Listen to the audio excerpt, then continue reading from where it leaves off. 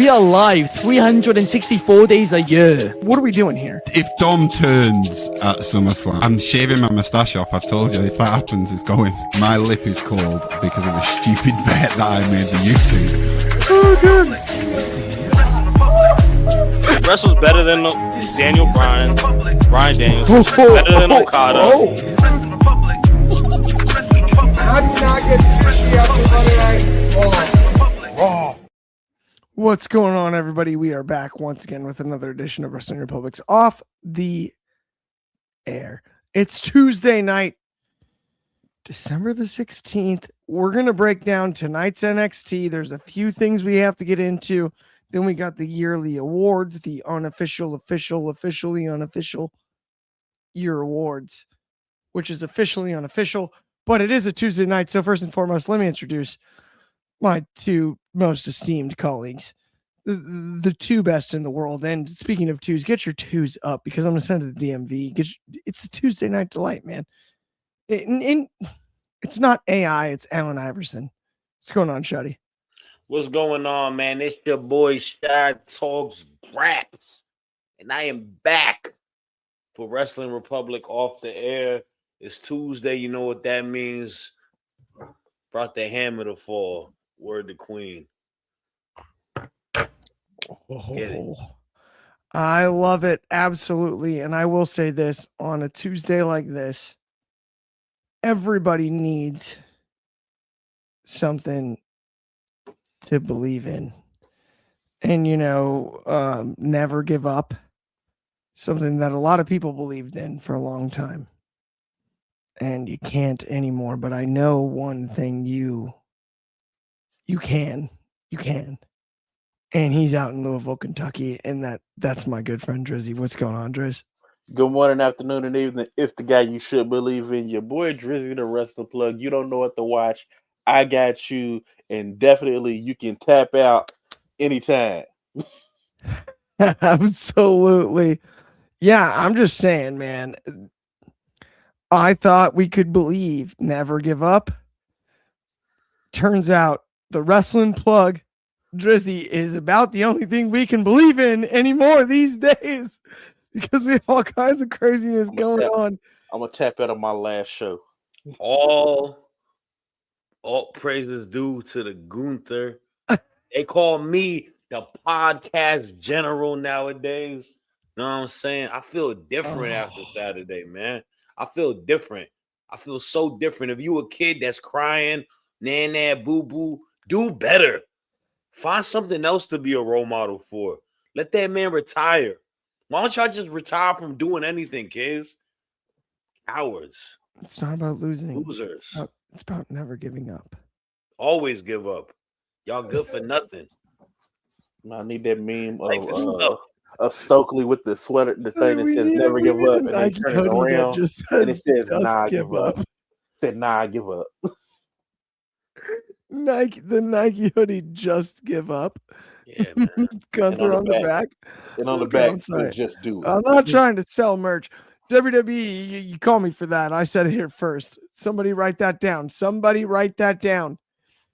Please give up. Yeah. Okay. Oh wow. DCX Warlord is already. We're scorching. Yeah, we're not reading that just yet because you jumping guns, buddy. We're gonna get to. He was not supposed to win. We're gonna get to that topic, my friend, because it's gonna be our main event of the evening, afternoon, morning. I don't know where everyone is geographically. It could be the morning, honestly. It's 7:00 here on the West Coast, though.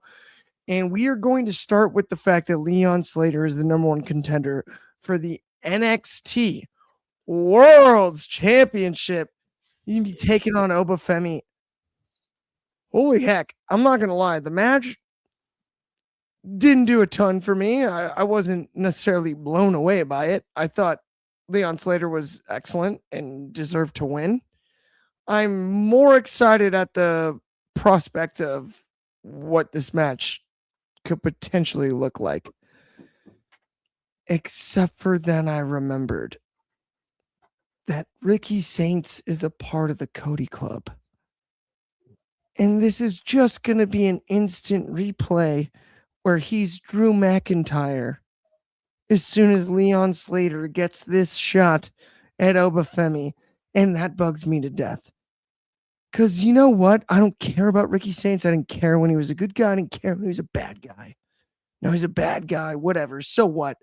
It's all the Cody same formulaic, like put it in a washing machine and we'll see it again.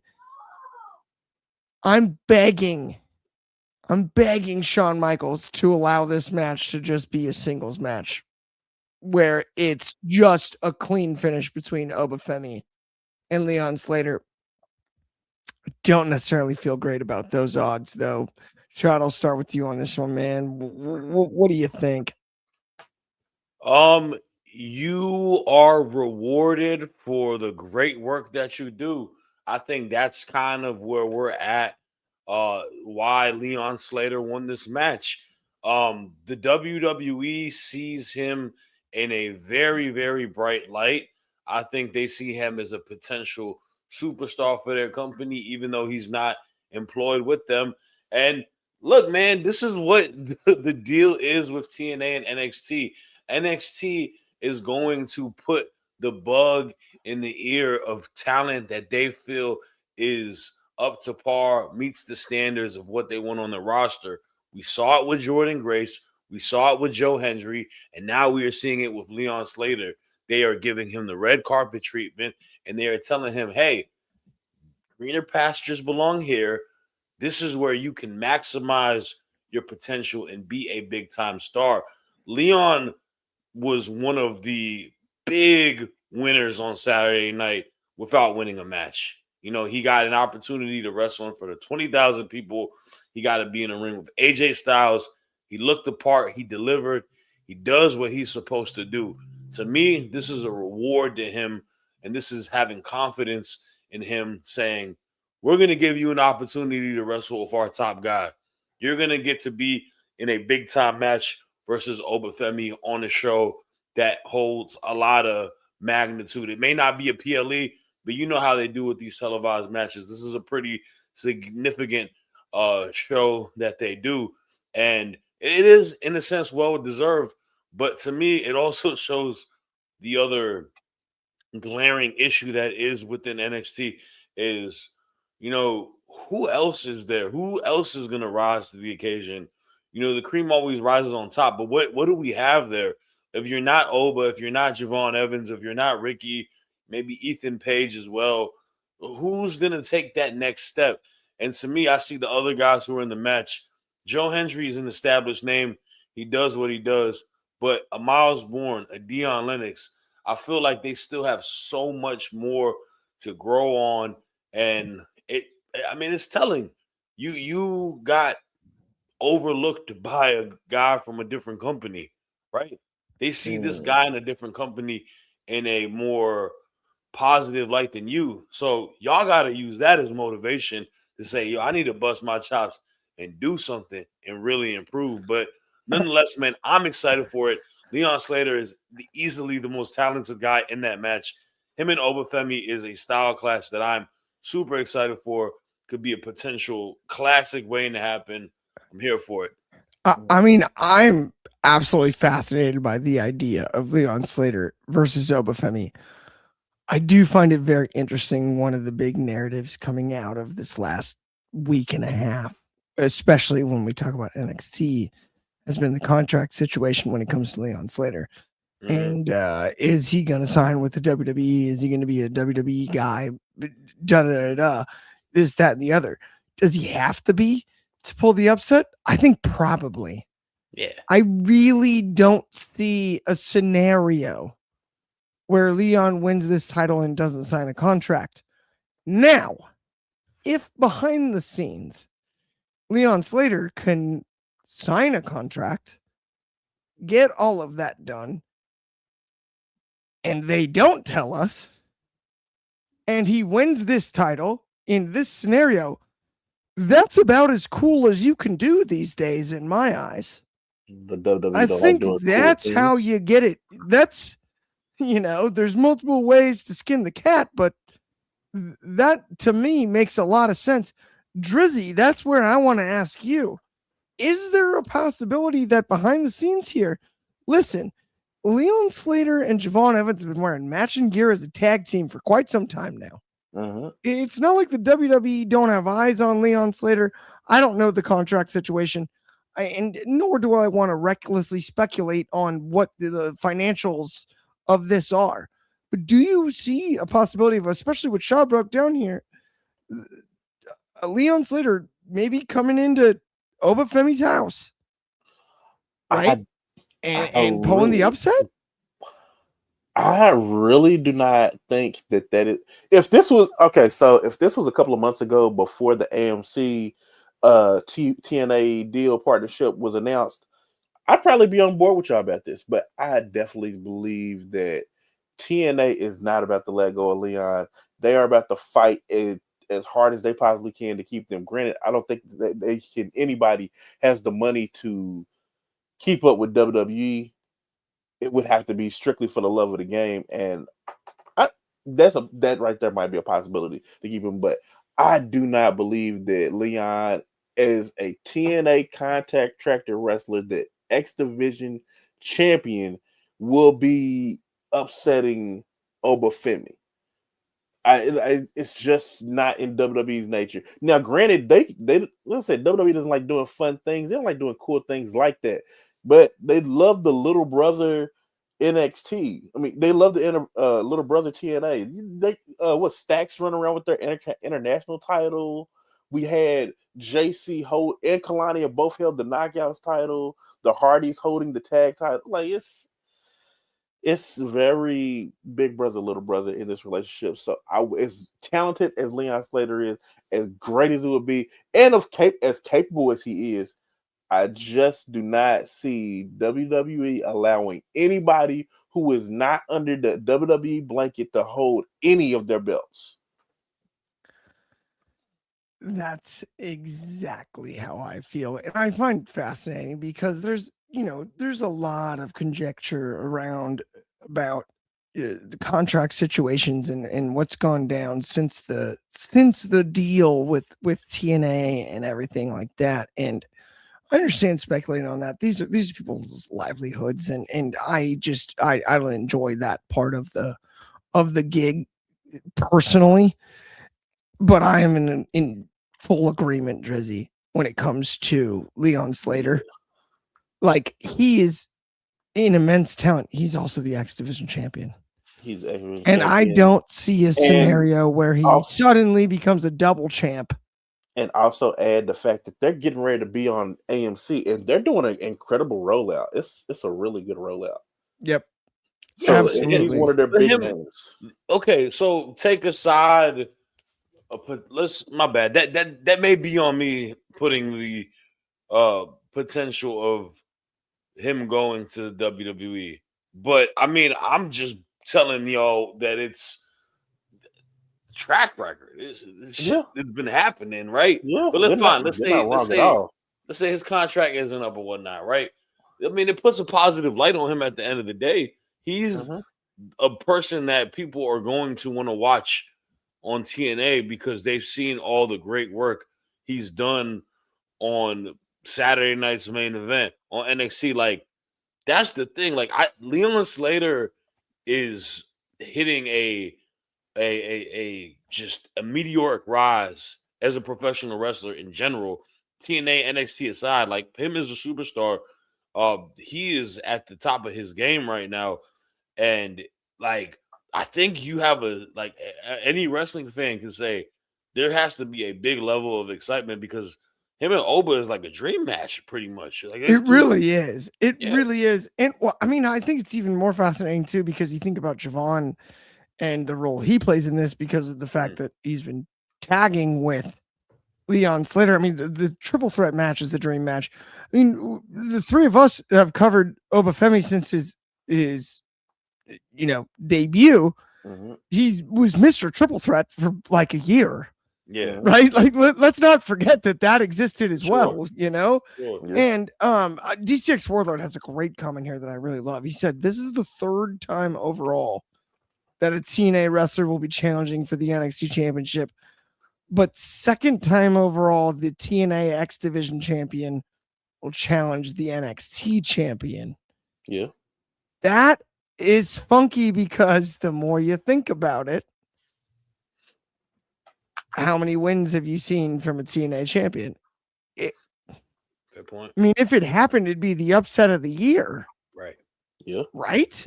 And then, I I mean, am I wrong? Like, this would be we saw an upset tonight, Yeah, so nothing we did. is out of Expect the the unexpected. ordinary. Yeah, this is Al Michaels. Do you believe in miracles? Yes. Right? Like that Right. kind of stuff. I mean, at the end of the day, speaking of, okay, we've seen a few of the comments about this. Eric Denton, friend of the show, friend of mine. Remember, we are absolutely no spoilers, so we don't read comments like that, my friend.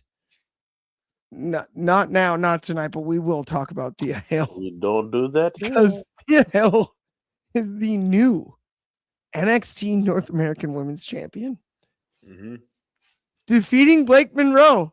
And I don't know if it gets more controversial than this. Yeah. And I love controversy. Ask Eric Bischoff. It creates cash. I love everything about this. I cannot wait to break it down. Drizzy, I'm going to go to you first because. So what do we see? We have watched the clip back multiple times. Initially, we thought it was an angle. It is very angle looking, but Kobe, Clark, myself, Shad have all sat there and analyzed this clip. And we're just going to go with it's a botch. And we don't really talk about botches too much off there because this is the developmental. This happens. This is the first time we've seen it with a title. And I'm not sure how I feel about it yet because Thea Hale is very microwave. She's very microwavable. She's very hot and cold. Like you can put her in the microwave, she gets hot. I'm not sure she was hot enough for this. And I'm not sure if I don't know how they're gonna course correct this, but this doesn't look good for like Blake Monroe. And it doesn't look good for this title to do this. So I kind of feel like they just need to go ahead and try to do the let's go ahead and send on Thea on a run or something because I don't anything that they do to try and put this belt back on Blake is going to damage that title in my eyes. I feel like it takes away prestige of it. Everything that Soul and Kalani did to make that belt great, I feel like it really would affect it if they were to sit there and flip-flop it just because of an inadvertent miscalculation. So no doubt, and I'm with you there, and Eric added here too, which I agree with. Eric, one of the biggest wrestling fans I know. Nobody more keen to the business. By the way, good on the ref. Wrong 3 count is better than pausing your count. You can always flip the title back. Yeah, I think so for sure. This one was goofier than a football bat. I absolutely love this though from Fernando's eyes. What are we doing here with Blake? Yes, what are we doing here? Oops. Whoops. Mistakes Honestly, happen. This absolutely tickled me though. Everything about it tickles me, Driz. And you know, we could probably spend a little bit more time on it, but Shad, I do want to ask you your thoughts. Does it get much funnier? Like, I mean, honestly, does it get any funnier than this? The beauty of this is anything can be created into a storyline. And that's kind of where you have to go with it. Now, if this truthfully was a botch and the finish was not supposed to be this, and Blake was supposed to remain and retain that title tonight, well, then you're going to have to create a longer storyline between Blake Monroe and Thea Hale. And how you do that is the key factor because I do agree. This is detrimental to Blake Monroe because it seems like this was supposed to be a stopgap match, a continuation of her title reign, beating someone a short storyline, right? They set the match up not long ago last week, and now we're going to it here. She gets a win. She goes on as this North American champ. Now that she's not the champion, you have an opportunity. And the beauty of it is this. Blake Monroe is a superior heel. And you can drive this to make her go off the rails. You can get her into a deeper, darker bag. You can basically just have her borderline murder Thea Hale and get her title back. And that would make total sense. Or you could do something else. You can allow Thea to see if this belt benefits her. This is a girl who, honestly, I think Drizzy said it best. Microwave. We've seen her very hot. We've seen her very cold. This may be the potential to get her back on the map and right on track, just to kind of do something. And it may be one of those situations where Blake might not even need the title. Maybe Blake might use this as a stepping stone to get to the NXT Women's Champion. Or maybe Blake can get a stepping stone to get onto the main roster. I'm not entirely sure. There's so many different doors that you can go into this storyline. It really, really depends on what they want to do. But I will say this isn't the end of the world. Like, I know a lot of online discourse goes into like, well, it's a botch. This is a botch. What are they going to do? Blah, blah, blah. Look, man, we don't know what I would have booked it the way is on the back end. Right, we are only fans, and we can only view what we watch on the television screen. So we have to dissect and assess it from that standpoint. That's why that's why I love that we're a No Dirt Sheets platform for that reason. Because I know a lot of people are seeing stuff that was reported for that. Tune that out. Let's just go on what the show rolls on with now. I think that's fair, and I will say though, on that note, I will say that I would have booked it the way it went down anyway. So, but you see, they pivot. But you see, right after that, they pivoted. I would have booked the Hale to win the match anyway. But y'all see, right after that, they pivoted. Like they sat there and did backstage things. The backstage segment was smart. Like, you know what? It was great. Ride with it. They handled it perfect. I loved the adaptability. I think that's important too. But what Shad said about Blake about making it center off the dark end, that has to happen because after what happened last week, this did not look good for her. Yeah. I mean, like I said, with those chain of events, though, it can really it's a wake up call, right? It's like it's like football, right? You on a high note, and then you lose to a bad team, right? Not the Browns. We're the Cleveland Browns. It's like my Eagles, right? We lost 3 in a row, and that got to wake you up to remind you who the hell you is. So you had to bring up the NFL, dude. I'm a Chiefs fan, and you know that. Well, don't make it all about you all the time. I forgot about that. It's brutal.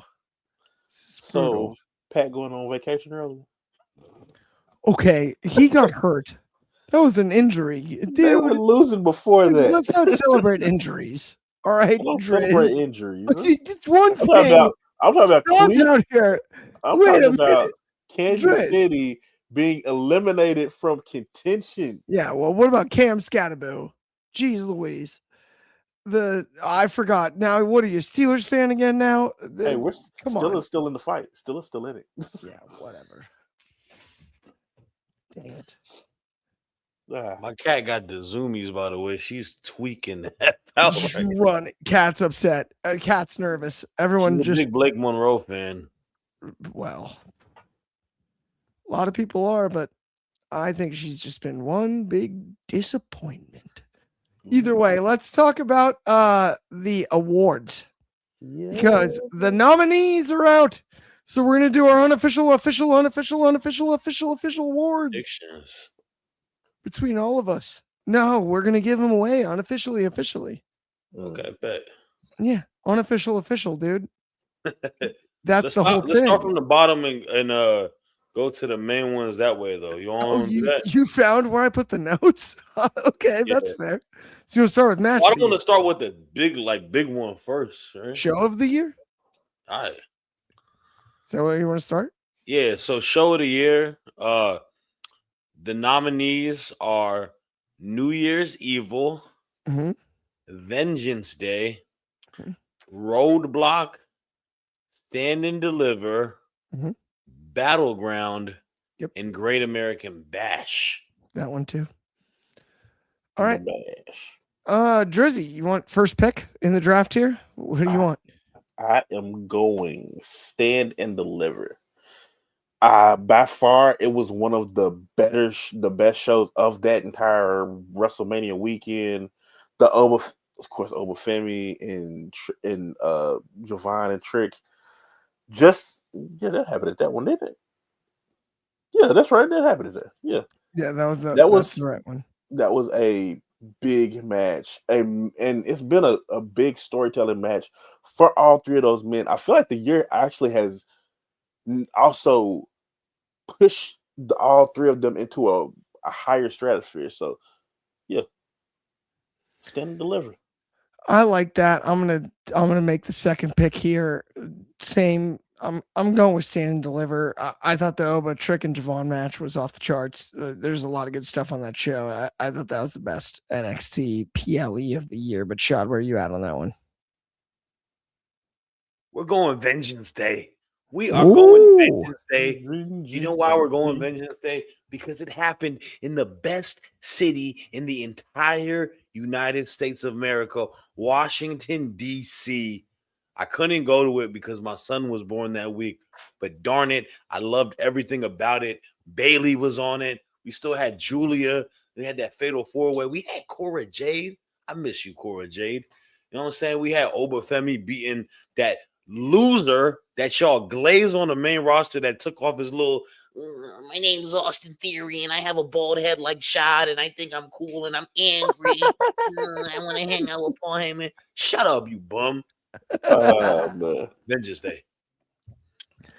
All right, let's get into match of the year. Match of the year. You ready for this one? Here are the nominees. We got Women's Iron Survivor. We've got Javon Evans versus Obafemi from Heatwave.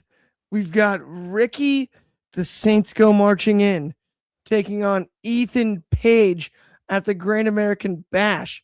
We've got Kalani Jordan taking on Sol Ruka at Battleground. We've got Obafemi versus Trick Williams, that is, as well as Javon Evans at Stand and Deliver. And we've got, last but certainly not least, Lola Vice and JC Jane and No Mercy. Amongst those, I'm going to start with you, Driz. Who's your pick? Then I'm going to you, Shad. Oh, seeing this, I was torn. I really was. I just seen how I talked so glaringly about Oba, Trick, and Javon and how that was such a pivotal match. But I'm picking Kalani and Sol Ruka at Battleground. The best match on the card. These two are the Rock and Austin of this generation of women's wrestlers. It's like they get in the ring together and they just click. And this was the second match of their series, and it was better than the first. So Kalani, Sol are always, it's like they're soulmates in the ring. And that match was absolutely magical. Kalani Sol was a heck of a pick, and I don't blame you at all. But Shad, this is also a heck of a list. You in agreement? Where are you at? I am going to pick something. Maybe I have a bit of, I saw it so recently. It may be recency bias, but I'm going with the women's Iron Survivor match. My God, those ladies in that match delivered an absolute classic. You had so many different styles, and you got to see the next big thing blossom into what she will be eventually, a NXT Women's Champion with the opportunity that she has, Kendall Gray. It was fun. It was electric. I loved it all, man.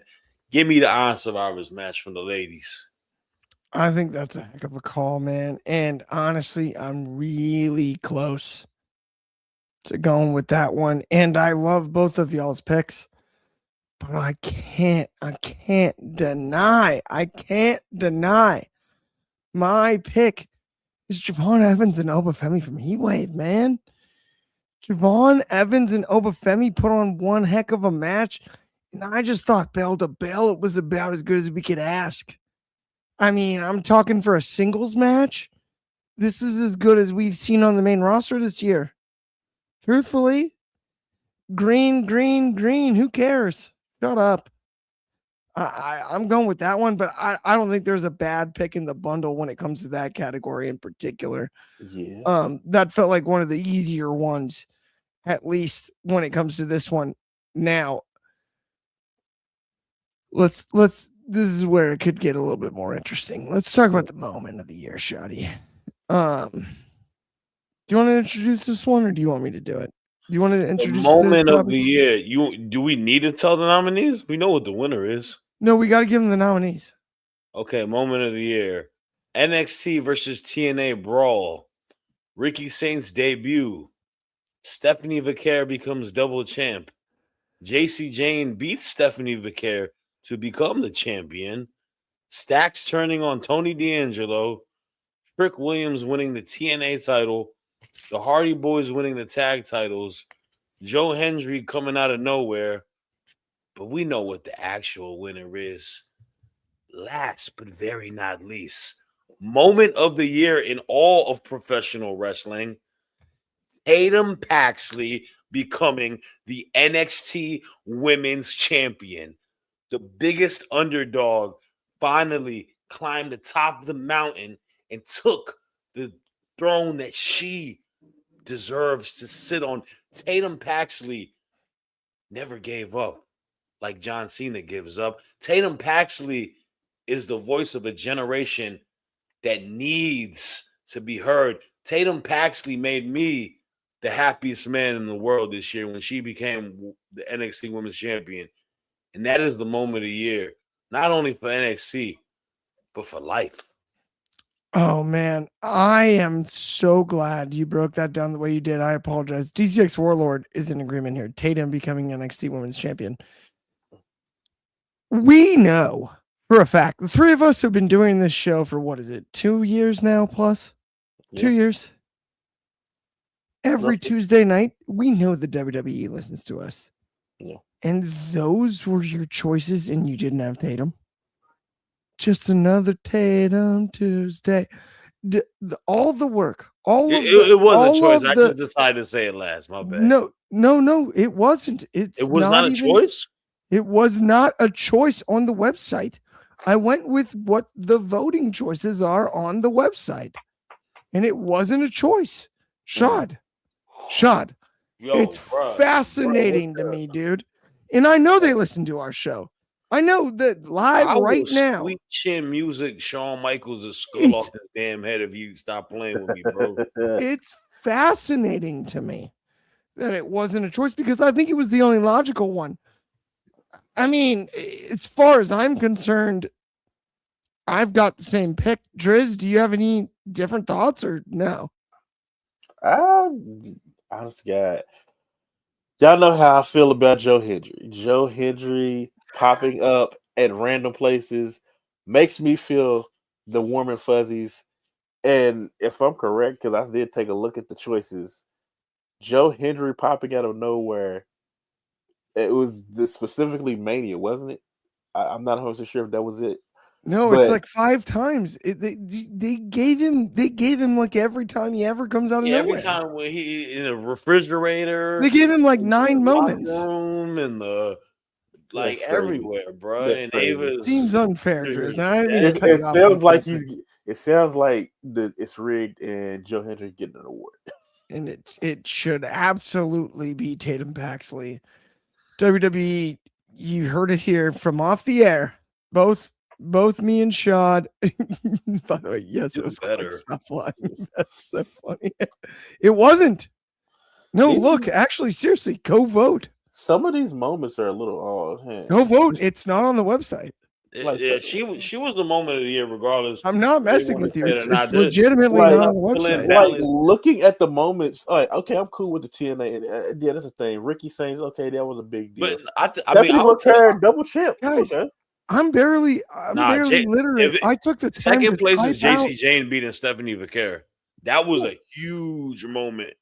But where was Obafemi throwing? Where was Obafemi throwing Javon Evans through the table? Like, where was that at? I don't know. There were some sicker moments than the ones I feel like in the vote. I'm not gonna lie though, guys. I went on the website to the vote itself, and I'm barely literate. Took the time to type out the nominees, and now I'm out here getting questioned on them. It's unbelievable. Oh, it is on the voting. They had to have added it. They had to have added it late. Anyways, that's what's going to win. Don't worry, DCX. Shawn Michaels sat there and like, Mark's a fraud. Get it on there. It's not about that, dude. Do you know how long it took me to type the moment of the years? The whole show. It's literally, I was like out here type. It's ridiculous. Let's go with the next one, man. I'm barely literate. We've got the tag teams of the year. Let's talk about Dark State, Hank and Tank, Zaruka, Fatal Influencer of the Culling. Which, good luck with this one, my friends. Just give me Hank and Tank. I'll take them. They look like they got in better shape since the nah, you bugging. Zaruka is easily tag team of the year. Yeah. The work that they had on SmackDown, having a feud with Alexa Bliss and Charlotte, showing the duality and whatnot, they are easily the tag team of the year, which is a crazy to think. Last year we had Fraxium. This year the men's side is horrible. Hank and Tank suck. Dark State suck. The Culling sucks. Which the Culling are we talking about? We're talking about Tatum and We're talking about that bald fraud and his bigger, balder fraud. What is that guy's name? I don't even know. And I will not. Is he good? Has he wrestled? His name is he good? I've never seen that man wrestle. Not even the once. No. When's the last time he wrestled? Which members of Fatal? Are we talking? Yeah. Which one of them is a tag I'm not team? trying to be that guy because obviously I'm a bald guy too, but the bald guy. I don't know what that guy's name is, and I don't. Are they including Jasmine Nixon in this? Because she was a part of Nico Vance. Hey, Nico Vance. I didn't know if Jasmine. Monster shout out DCX Warlord. No longer with the company. Nico Vance. It's got to be Nico Vance. DCX knows what he's talking about. It's got to be Nico Vance. Zaruka. That's the only. Other than, I'm definitely not picking Dark State. And Hank and Tank, Zaruka's the only real group, real tag team on here. There's the only one that has two wrestlers that can actually wrestle. Yeah, Hank and Tank are still, the jury's still out on them. I mean, is it just me or is Dark State kind of like the Spirit Squad with no trampoline? Like, I thought that the comparison before was Spirit Squad could wrestle though. Honestly, I said the Spirit. You did. I forgot you had Dolph Ziggler. Or they can at least bump too. They were great wrestlers. Like there was only the two. Mike it was Mondo. Kenny Dykstra. Yeah, Kenny Dykstra. D'Angelo family. Yeah, what happened to them? Damn, there I go. Dude, what a year we've had. Happy 2025, everyone. We lost Christofino and Rizzo. All right. We got these next two are the big ones, though. Yeah. Shadi, you want to introduce? We got, you know what? Yeah, we got Women's Superstar of the Year. We got JC Jane. We got Sol Ruka. We got Blake Monroe. We got Kalani Jordan, but we got the real winner for Women's Wrestler of the Year, and that is Tatum Paxley. She is going to win this award easily, convincingly. Look who she had to go against. Kalani Jordan is Benedict Arnold. She turned on her team to go hang out with the company that nobody watches, okay? She wanted to feel important. And she won a title over there that no one really cares about.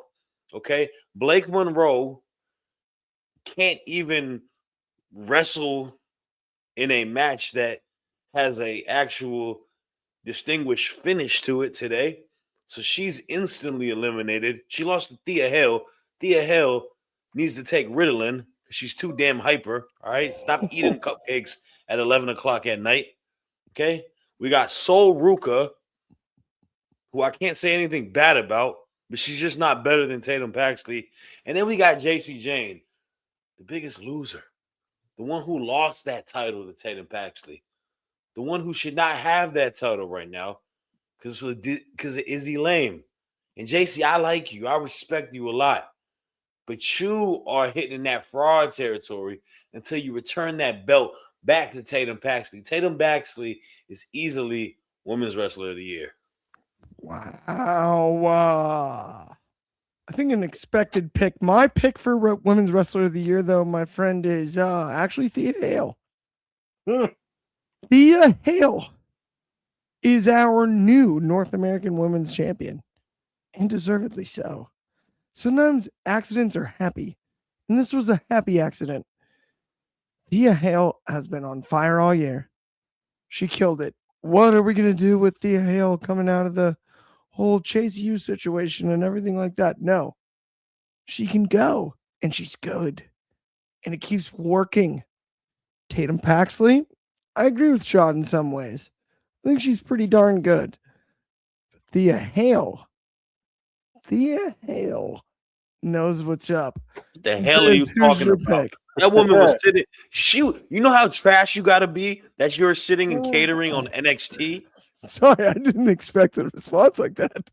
I messed up the camera cuts there, Shad. Like jerking the car. Whoa. I was trying to go straight to Jensen's pick. Like he ran to, like, you just saved me. He was like, what did you say about Tatum? No, I think Thea Hale, Tatum actually could be the next great rivalry in NXT. I think Thea Hale should shut up. Whoa. Loud people like me and Thea Hale every now and again succeed, Shad. I'll tell you what. Just stop eating cupcakes at 11 o'clock and getting that sugar. So what? I eat cupcakes at 11 o'clock too. No, I feel like you're attacking me personally. Hey, man, we have the same lifestyle. Cupcakes, 11 o'clock? Go ahead, Dryzzy. Let Dryzzy get his. That's exactly what I want, cupcakes. I'm not going to eat cupcakes at 11 because I don't need the diabetes. Are we talking about AM or PM? Either of them. Too late and early to be eating cupcakes. Women's Superstar of the Year. Actually, you know what? At the beginning of the year, when this woman won this belt, I said she was beatable. I said she was a absolute transitional champion. And JC Jane shut me up. She made me be quiet. And arguably has had the best year on either the men or the women's side. So I'm going JCJ for Women's Superstar of the Year. I'm not gonna lie, I think it's a really good pick. And I had this whole thing planned where I was gonna do like this Jason Bourne, like JC Jane thing. And I was gonna pick JC Jane. And then I'd pick Thea Hale randomly because I thought it would be kind of funny after Shad picked. I was gonna pick JC Jane until she, cheated. Yeah, I thought it'd be funny. She's like, she cheated, man. Like it's like, infidelity in a wrestling way. I don't think Thea stole his song. Bro, how do you know what Eddie Edwards' song is? Eddie Edwards' song? that was a good question. How did you just know that? Yeah, Eddie Edwards has a song. He's coming up to the system theme. Wait, he can't possibly have his own song. That's how I know that Tigar Laga. You know ball, bro. That takes a lot of wrestling knowledge to know Eddie Edwards. Beat Kobe and David in a trivia quiz, dude. Well, combined, I don't know, man. They don't know Eddie Edwards' entrance. Speaking of tag team of the year, but the okay, male superstars of the year though. Let's vote on it. Let's do it. No. Final one of the evening. It's the main event of the evening. Come on, bro. We know who it is, guys. Let's all say that one time. Yeah, it's Obafemi. 2, 3. Obafemi. There is but for real though, I will say this. That's a good 5 that they got there because I think, like, truth be told, Oba has had a phenomenal year being the NXT champion, being dominant in his years. He's only at only 2 losses this year. But, and I know you're gonna hate this, Ethan Page makes a conversation. It's fair. He makes a very strong conversation in that because he's had a damn good year as a North American champ. The only person I don't think should be on this list is Ricky because I don't think he's done enough to be on it. I think Javon has had a phenomenal year for just a performance standpoint, and then Trick had a great run as the TNA champion. So Trick's been in the main event and a big name for NXT all year long. Anyway, damn, is it crazy to say the men's 5 is stronger than the women's 5 this year? It is. It really is. As far as the voting is concerned, I mean, but listen, I didn't even list them. It's Javon Evans, Obafemi, Ricky Saints, Trick Williams, and Ethan Page are the ones that I had off the website at the time before we went live on the show. And look, I mean, I've been highly critical of a few of them when it comes to this show, but I've also praised Javon. Obafemi's in the call-up conversation is going to get old at some stage, especially now after Saturday night's main event. Like what we saw Saturday, man. He belongs there. Like, bro, I'll tell you this. In person, he had the crowd rocking with him, bro. Like, people were really chanting his song, doing the whoo, all of that. Like, Oba, and it goes besides Saturday night's main event. Like, you even saw it on SmackDown. Like, Oba and Javon, both of them, they are ready to go to the main roster whenever they need them to. And I will say this. I know a lot of people are saying Javon should stay in NXT. No. He can. If they want him to, it's not a problem. Javon can be on the main roster now. I think Javon lives in a world he can win the Intercontinental or U.S. title out the gate if they want him to. Yeah. He could go anywhere, honestly. Like, he's like, bro, he's gonna become Jeff Hardy Jr. He's literally the next Jeff Hardy. And I hate this age conversation because, like, we do it it's not about Javon. It's not about the conversation we're having right now, not on this show. We have it all the time at WR. He's too old. He's too young. He's too old. He's too young. She's too old. She's too young. She's too this. She's too that. He's too old. He's too this. Shut up. Javon Evans is box office TV, and he's that good. Put him on the main roster. Yeah, he's that's talented. it. It's that simple. I don't care if you're the best. Play the best players. Yeah, play the best players, and do it everywhere too. And it bugs me the conjecture about like they're green. Like what? How many crayon boxes do you need to buy? Shut up. No. Yeah. I have the crayon box with the sharpener. There were 6 greens. There's 6 types of green in the crayon box that I grew up with. There were 6 different types of green in the crayon box I grew up with. There's the 96 pack from Crayola with the freaking sharpener. There were 6 types of green. What type of green are they? Shut up. I don't mean this in any sort of disrespect when I say this because I think this wrestler is very talented. Maxine Dupree is the Intercontinental Champion right now. And as good as they get. Okay, right? And she's not a world-class wrestler. Javon Evans is a substantially way better wrestler than she is. Also, Javon Evans is probably substantially a better wrestler than people on the men's side who have titles. I think he's a way better worker than Dominic Mysterio. I think he's up to par. People are gonna get pissed off about it. I don't give a damn. He is just as good as an in-ring competitor as Ilya Dragunov. Okay? Yeah. Like, absolutely. He can stand toe-to-toe with them. I would agree with you that he's a better I would agree with you that he's a better in-ring worker than Dom Mysterio. I think Dom Mysterio had a better match with John Cena than Gunther did in the last month. I don't know about that one. I think he had a way better match. Not close.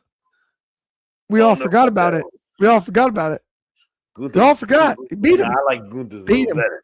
I was there for that one. Oh, I was there for the that one. Yeah, fair dues.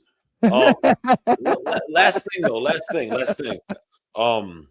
In regards to what I was going to say, shoot, I forgot. It slipped right out my mind. Oh, here it is. This has nothing to do with the show tonight. I saw Triple H's post interview, right?